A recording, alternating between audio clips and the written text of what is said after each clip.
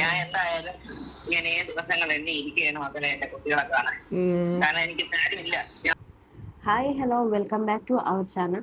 നമ്മളിന്ന് പറയാൻ പോകുന്നത് കൃഷ്ണകുമാർ, അതായത് അറിയാലോ സിന്ധു കൃഷ്ണ, അഹാന കൃഷ്ണ, ദിയ കൃഷ്ണ, ഹൻസിയ കൃഷ്ണ, ഇഷാനി കൃഷ്ണ. കഴിഞ്ഞ ദിവസം നമ്മളൊരു വീഡിയോ ചെയ്തുള്ളവരുടെ ഇപ്പോൾ ചെയ്യുന്നതെന്ന് വെച്ച് കഴിഞ്ഞാൽ ഇവരുടെ ഒരു അമ്മയുടെ അവസ്ഥ ഓർത്തിട്ടാണ്. അതായത് സിന്ധു കൃഷ്ണയുടെ അമ്മയുടെ അവസ്ഥ ശരിക്കും നമുക്കത് കേൾക്കുമ്പോഴത്തേക്കും വളരെയധികം വിഷമമാവും. കാരണം ആ അമ്മയുടെ ഒരു ഫോൺ കോൾ കേട്ടപ്പോഴത്തേക്കും അതായത് ഇത്രയും അതായത് നല്ലൊരു സെലിബ്രിറ്റി ലൈഫൊക്കെ കൊണ്ടുപോകുന്ന സിന്ധു കൃഷ്ണ ആൻഡ് ഫാമിലി, ഇത്രയും മെമ്പേഴ്സ് ഉള്ള ഒരു ഫാമിലി, അവിടെ ഈ അമ്മാമ്മ ഒറ്റപ്പെട്ട് നിൽക്കുന്ന ഒരു വാർത്ത ഇപ്പം നമ്മൾ കാണുന്ന ഭയങ്കരമായിട്ടും വലിയൊരു വാർത്തയാണ്. മാതാപിതാക്കൾ പ്രായമൊക്കെ കഴിയുമ്പോഴത്തേക്കും ആരും മൈൻഡ് ചെയ്യാതെ ഉണ്ടാവില്ല. ഈ ഇടയ്ക്ക് തന്നെ ഒരു നമ്മളെ ഈ റീൽസിലും മറ്റും കണ്ടിട്ടുണ്ടാവുമായിരിക്കും അല്ലെ, ഒരു പ്രായമുള്ളൊരു അപ്പൂപ്പൻ്റെ രണ്ട് മക്കളും നല്ല വലിയ സ്ഥിതികളാണ്. പക്ഷെ രണ്ട് മക്കളും തിരിഞ്ഞു നോക്കാറില്ല. സ്വത്തെല്ലാം എഴുതി വാങ്ങിച്ച ശേഷം ആ അപ്പാപ്പനെ തിരിഞ്ഞു നോക്കാനാവില്ല. ലാസ്റ്റ് അവര് ഓൾഡ് ഏജ് ഏറ്റെടുത്ത് കൊണ്ടുപോയി. അങ്ങനെയൊക്കെ പല വാർത്തകൾ നമ്മൾ കാണുന്നതാണ്. നിങ്ങളെല്ലാവരും കണ്ടിട്ടുണ്ടാകും, ഈ കഴിഞ്ഞ ഇടക്കാണ് സിന്ധുകൃഷ്ണയുടെ അച്ഛൻ മരിച്ചു പോയത്. അപ്പം അതേ തുടർന്ന് പിന്നെ അതായത് സിന്ധുകൃഷ്ണയുടെ അമ്മയുടെ കൂടെ ആരുമില്ല. ജോലിക്കാരുള്ളതാണെങ്കിൽ വലിയ നോട്ടവും കാര്യങ്ങളും തന്നെയൊന്നുമില്ല.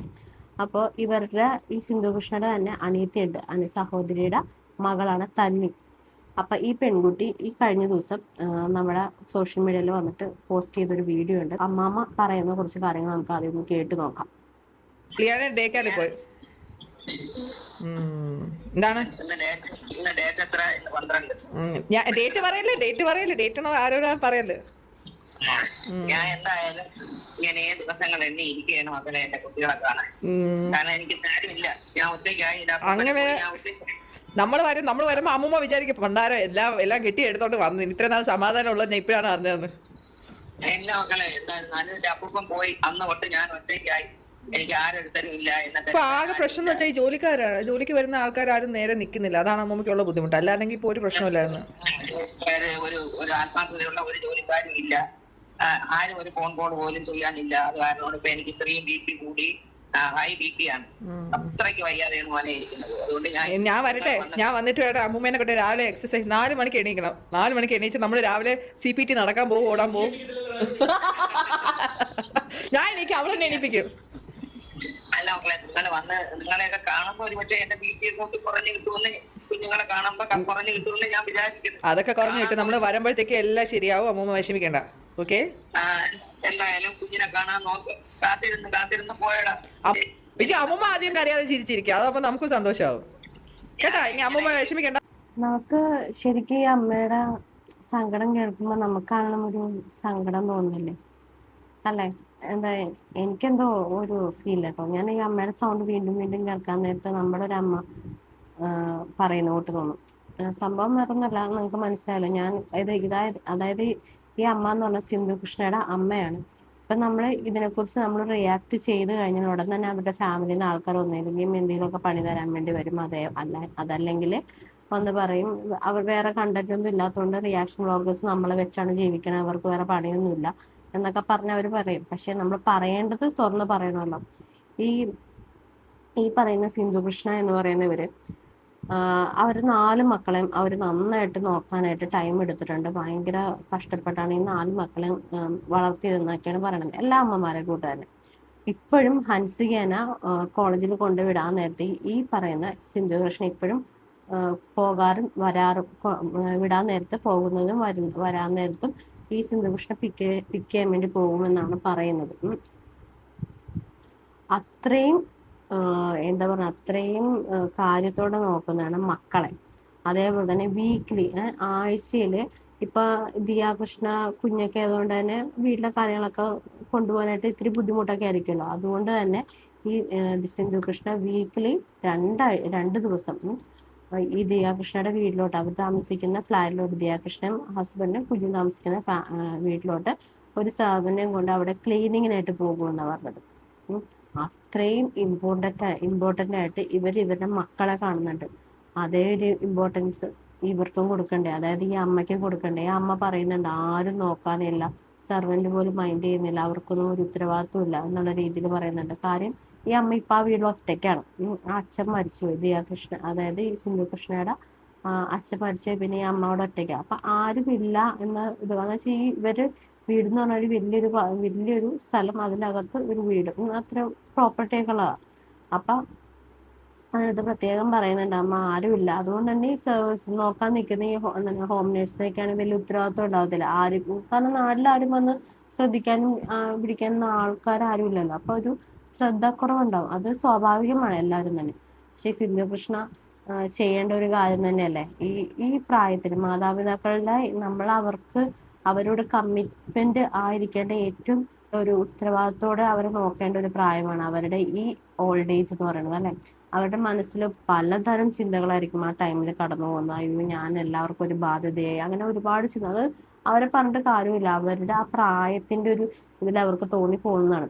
അപ്പൊ അങ്ങനെ ഒരുപാട് ചിന്തകൾ അവർക്ക് ഉണ്ടാവും. അപ്പൊ അതിനെയൊക്കെ നമ്മൾ അവരുടെ ആ അച്ഛനോട് മരിച്ചു കഴിയുമ്പോഴത്തേനും അവരുടെ കൂടെ നിന്ന് അതും അമ്മയോട്, പെൺമക്കൾക്ക് അമ്മയോട് പ്രത്യേക ഒരു സപ്പോർട്ട് കൊടുക്കേണ്ടതാണ് അല്ലെ.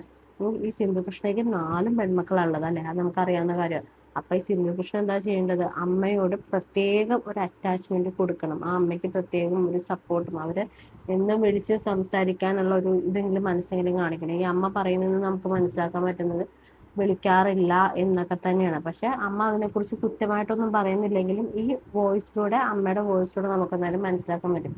ഇപ്പോൾ ഈ അമ്മയുടെ വിഷമമൊക്കെ കണ്ടിട്ട്, അമ്മാമ്മയുടെ ഒക്കെ വിഷമം കണ്ടിട്ട്, അത് ഈ സിന്ധു കൃഷ്ണയ്ക്ക് ഒരു സഹോദരിയുണ്ട്, ആ പുള്ളിക്കാരിയുടെ മകളുണ്ട്, തന്വി എന്ന് പറയുന്നത്. അവരിപ്പോ നാട്ടിൽ വന്നിട്ടുണ്ട്, മെറ്റേണിറ്റിയുടെ ഭാഗമായിട്ട് നാട്ടിൽ വന്നിട്ടുണ്ട്. അപ്പൊ നാട്ടിൽ വന്നപ്പോഴത്തേക്കും അവർ ഇതിനെക്കുറിച്ചൊക്കെ പറഞ്ഞിട്ട് വീഡിയോ അപ്ലോഡ് ചെയ്തിട്ടുണ്ട്. അപ്പൊ ആ വീഡിയോ നമുക്കൊന്ന് കണ്ടു നോക്കാം. അപ്പൊ അവർ ഇതിനുള്ള റീസൺസും കാര്യങ്ങളൊക്കെ പറയുന്നുണ്ട് വ്യക്തമായിട്ട്. ഈ തന്വീനെ ചെറുപ്പം മുതൽ നോക്കിയതൊക്കെ ഈ അപ്പൂപ്പനും അമ്മൂമ്മയൊക്കെ ആയിരുന്നു. അപ്പൊ അവരോടൊരു പ്രത്യേക തരം ഒരു കമ്മിറ്റ്മെന്റ് ഈ പെൺകുട്ടിക്ക് ഉണ്ട്. അതുമല്ല, ഞാൻ എൻ്റെ ഒരു ഫ്രണ്ടിന്റെ കഥകളൊക്കെ കേട്ടിട്ടുണ്ട്, അവൾക്കും ഇതേപോലെ തന്നെ അച്ഛനും അമ്മയൊക്കെ ഉണ്ട്, പക്ഷെ വളർത്തിയത് മുഴുവൻ ഗ്രാൻഡ് പാരൻസ്. അപ്പൊ അതുകൊണ്ട് തന്നെ എൻ്റെ ഫ്രണ്ടിന് ഈ സ്വന്തം അച്ഛനോടും അമ്മയോടും ഉള്ളതിനേക്കാളും ഇരട്ടിയുടെ സ്നേഹമാണ് ഈ അപ്പൂപ്പനോടും അമ്മൂമ്മയോടും എന്നൊക്കെ പറയുന്നത്. അപ്പൊ എന്തായാലും ആ പെൺകുട്ടിക്ക് പറയാനുള്ളത് എന്താണെന്ന് നിങ്ങളൊന്ന് കേട്ട് നോക്കാം. അപ്പൊ നിങ്ങൾക്ക് അതിനകത്ത് മനസ്സിലാവും. ശരിക്കും ഞാൻ എന്താണ് വന്നതെന്ന് വെച്ചാൽ കുറച്ച് കാര്യങ്ങളുണ്ട്. അപ്പോൾ ഞാൻ 2 വീഡിയോ ആയിട്ടായിരിക്കും ചെയ്യുന്നത്. അപ്പോൾ ഫസ്റ്റ് വൺ പാർട്ട് 1 ആയിട്ടാണ് ഞാൻ ഇത് ചെയ്യുന്നത്. അപ്പോൾ പാർട്ട് 1 എന്ന് വെച്ചാൽ, എന്നെ കുഞ്ഞിലെ മുതലേ എൻ്റെ അപ്പൂപ്പനും അമ്മൂമ്മയാണ് വളർത്തിയത്. അപ്പോൾ കഴിഞ്ഞ 1-2 വർഷമായിട്ട് അപ്പൂപ്പനും അമ്മൂമ്മ എന്നോട് മക്കളെ വാ നമുക്ക് വയ്യ എന്നൊക്കെ പറഞ്ഞ് വിളിക്കുന്നുണ്ടായിരുന്നു. അപ്പോൾ എൻ്റെ മനസ്സിൽ ഞാൻ വിചാരിച്ചു, ഓക്കെ അമ്മൂമ്മയ്ക്ക് അപ്പൂപ്പനുണ്ട്, അപ്പൂപ്പന് അമ്മൂമ്മയുണ്ട്.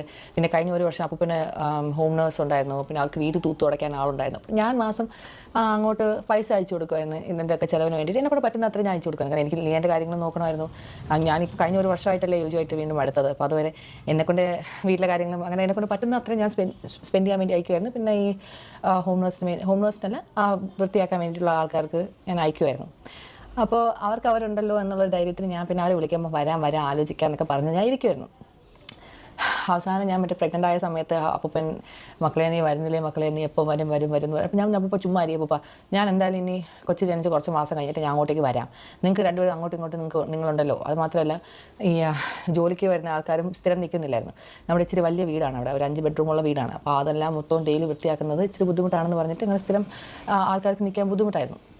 അതല്ല എങ്കിലും വരുന്ന ആൾക്കാർക്ക് എന്തെങ്കിലും കാര്യങ്ങൾ കാണും, ലൈക്ക് അവർക്ക് കുറച്ച് കഴിയുമ്പോൾ നിന്ന് ഒരാളുടെ അമ്മയ്ക്ക് വയ്യാതായി, പിന്നെ അങ്ങനെ കുറച്ച് കാര്യങ്ങളുണ്ടായിരുന്നു. എന്നാലും ഞാൻ അപ്പൂപ്പനോട് പറഞ്ഞ് അഡ്ജസ്റ്റ് ചെയ്യുക, എന്തെങ്കിലും ആവട്ടെ എന്നൊക്കെ പറഞ്ഞ്. എന്നാൽ അവസാനം എൻ്റെ വളകാപ്പിൻ്റെ തലേ ദിവസം വരെ അപ്പൂ പറഞ്ഞ് മക്കളെ നീ വന്ന് വരും. ഞാൻ വരാം അപ്പൂപ്പ, ടിക്കറ്റൊന്നും എടുത്തില്ല, നീ സമയമുണ്ടല്ലോ, എന്തിനാണ് നിങ്ങൾ കിടന്നെ ചുമ്മാ ഇപ്പോഴേ വിളിക്കുക ഞാൻ വഴക്ക് വരെ പറഞ്ഞ്. അതിൻ്റെ പിറ്റേ ദിവസം രാവിലെയാണ് ഞാൻ അറിയുന്നത് അപ്പൂപ്പൻ ഇങ്ങനെ മരിച്ചു പോയെന്ന്. അതുപോലൊരു വേദനയില്ല. എന്നെ ലാസ്റ്റ് വരെ മക്കളെ വാ നീ എന്നെ നമ്മൾ നമ്മുടെ കാര്യങ്ങൾ നോക്കാൻ നീ മാത്രമേ ഉള്ളൂ എന്നൊക്കെ പറഞ്ഞ് കരഞ്ഞിട്ട് ഞാൻ പറഞ്ഞില്ല, അവിടെ എല്ലാവരും നിങ്ങൾ നോക്കാൻ ആൾക്കാരുണ്ടല്ലോ, പിന്നെ എന്തിനാണ് നിങ്ങൾ എന്നെ വിളിക്കുന്നത്? ഞാൻ ഇവിടെ ക്യാൻറ്റീനിൽ എന്തെങ്കിലും പൈസ ഉണ്ടാക്കിയാലല്ലേ എനിക്ക് നിങ്ങളെ ഇവിടെ ക്യാൻറ്റീനിലേക്ക് കൊണ്ടുവരാൻ പറ്റുള്ളൂ. അപ്പോൾ കുറച്ച് പ്രോപ്പർട്ടിയുടെ കാര്യങ്ങളൊക്കെ ഉണ്ടായിരുന്നു. ശരിക്കും പറഞ്ഞാൽ എനിക്ക് ഇവിടുത്തെ പ്രോപ്പർട്ടിയും കാര്യങ്ങളൊന്നും താല്പര്യമില്ല, അതുകൊണ്ടാണ് ഞാൻ ക്യാൻറ്റീനിലേക്ക് പോയത്. ഈ പ്രോപ്പർട്ടിയും കാര്യങ്ങളും എനിക്ക് താല്പര്യം ഉണ്ടെങ്കിൽ പിന്നെ എനിക്ക് ഇവിടെ നിന്നാൽ പോരായിരുന്നോ? ഞാൻ ക്യാൻറ്റീനിൽ പോയത് എനിക്ക് എൻ്റേതായ രീതിയിൽ ഓരോ കാര്യങ്ങളും. ഇപ്പം ഞാൻ മാനേജ്മെൻറ്റ് ലെവലിൽ അത്രയ്ക്കും കയറിപ്പോയത്, ഞാൻ സാധാ കെയർ ഹോമിലെ ആൾക്കാരെ ഈ പ്രായമുള്ള ആൾക്കാരെ നോക്കിയാണ് തുടങ്ങിയത്. അങ്ങനെ തുടങ്ങിയിട്ട് അവിടെ നിന്ന് ഞാൻ കയറിയാണ് എനിക്ക് പ്രോഗ്രാം മാനേജറിൻ്റെ വരെ പൊസിഷൻ അപ്ലൈ ചെയ്ത് അവർ ഡെയിലി രാവിലെയും വൈകിട്ടും അമ്മൂമ്മ വിളിച്ചിങ്ങനെ കരയും. ഈ കരച്ചിൽ എന്നെക്കൊണ്ട് അപ്പൂപ്പനെയാ വന്ന് നോക്കാൻ പറ്റിയില്ല. അമ്മൂമ്മയുടെ ഈ കരച്ചിലും കൂടി കേൾക്കുമ്പോൾ എനിക്ക് ഡെയിലി ഇങ്ങനെ കേൾക്കുമ്പോഴത്തേക്ക് എനിക്ക് സ്ട്രെസ്സാണ്. എനിക്ക് സ്ട്രെസ് എന്ന് വെച്ചാൽ അമ്മൂമ്മയ്ക്ക് എന്തോ അപ്പൂപ്പ മരിച്ചതിന് ശേഷം അമ്മൂമ്മയ്ക്ക് എന്തെങ്കിലും പറ്റുമോ, അമ്മൂമ്മ ഒറ്റയ്ക്കായിപ്പോയി. കാരണം ഈ നിൽക്കുന്ന ആൾക്കാരൊന്നും അങ്ങനെ ശരിക്കും നമുക്ക് ഇവരുടെ ഈ അമ്മയുടെ ഒരു സങ്കടം കാണുമ്പോൾ ശരിക്കും നമുക്കാണെങ്കിലും ഒരു സങ്കടം വരത്തില്ലേ? പ്രത്യേകിച്ച് അമ്മമാരും അച്ഛന്മാരും രണ്ടുപേരും ഒക്കെയാണ്.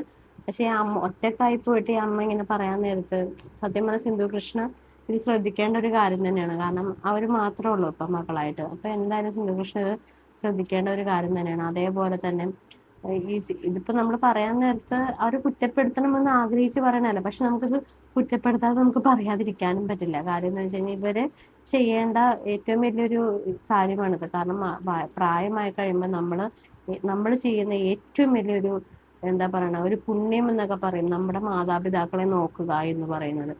അത് തന്നെയായിരിക്കും നമുക്ക് പ്രായമാകുമ്പോഴത്തേക്കും നമുക്ക് തിരിച്ചു കിട്ടാൻ പോകുന്നതും അത് തന്നെയായിരിക്കും. എന്റെ വിശ്വാസമാണത് കേട്ടോ. അത് ഇനിയിപ്പം ബാക്കിയുള്ളവർക്ക് എങ്ങനെയാന്ന് എനിക്കറിയത്തില്ല. എന്റെ ഒരു വിശ്വാസമാണത്. നമ്മുടെ കാരണവന്മാരെ കാരണം ഇപ്പൊ എനിക്കൊരു കുഞ്ഞുണ്ട്. ഞാൻ ആ കുഞ്ഞിനെ എന്തുമാത്രം ഞാൻ നോക്കുന്നുണ്ട്. അപ്പൊ നമുക്ക് എല്ലാവർക്കും ഓരോ മക്കളുണ്ടാകുമ്പോഴായിരിക്കും നമ്മൾ അതിന്റെ വില മനസ്സിലാക്കുന്നത്.